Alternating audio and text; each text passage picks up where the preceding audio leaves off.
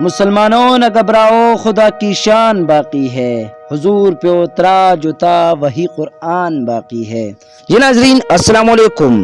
جی آج کا موضوع محمد صلی اللہ علیہ وسلم کی حسین اخلاق، صبر، رحم، نیک نیتی اور تمام عالم کے لیے ایک ہدایت کا سرچشمہ بنا کر بھیجا گیا ہے۔ ہر دور میں حضرت محمد صلی اللہ علیہ وسلم کی شان میں گستاخی تو ہوئی، لیکن اس کا بدلہ تو صرف اللہ ہی لے گا، یہی یقین ہے ہمارا۔ اگر اس طرح ہم دنیا کی ہر حرکت پر خاموش ہو جائے تو دنیا ہم کو اور ہمارے مذہب اور ہمارے پیارے نبی صلی اللہ علیہ وسلم کی شان کو کبھی نہیں چھوڑے گا۔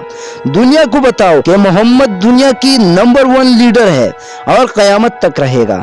اگر آج کوئی اس کی شان میں نازیبا الفاظ استعمال کرتا ہے تو وہ اس کی گناہ نہیں بلکہ ہماری کمزوری ہے، جس نے انسانوں کو تاریکی سے نکال کر روشنی دکھائی۔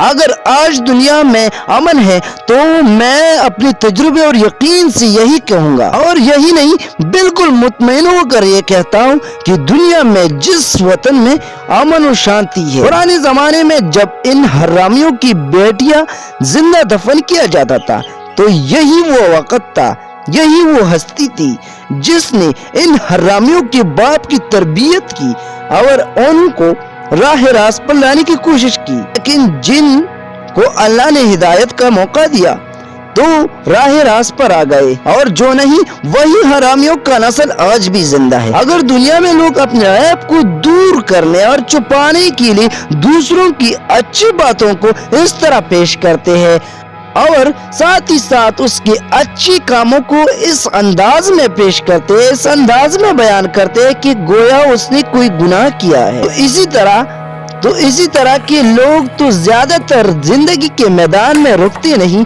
لیکن تھوڑے وقت یا زندگی بھر کے لیے اپنی اچھی خاصی گالی اور بے عزتی کا انلمیٹڈ پیکج کرا دیتے ہیں۔ اگر شان رسول کی گستاخی کو معاف کرنا ہو تو یہ ناممکن ہے۔ ہمارے دین مذہب اور ہمارے پٹھانوں کی روایات، اگر ہمارے بڑوں کی شان میں کوئی نازیبا الفاظ استعمال کرے تو پٹھان اس کا سر اپنے پیر سے رونگ دیتے ہیں۔ ہم سنگین اور غمزدہ موضوع پر بات کر رہے ہیں۔ اس معاملے میں پٹھان نہ کسی کا سنتا ہے اور نہ کسی کا لحاظ کرتا ہے۔ اگر اس شیطان جیسی کو سزا نہ دیا تو یہ عالم اسلام کی آنے والی نسلوں کے لیے مصیبت کا خدشہ ہے۔ اور اسی طرح ہر کوئی رسول صلی اللہ علیہ وسلم کی شان میں گستاخی کرتا چلے جائے گا۔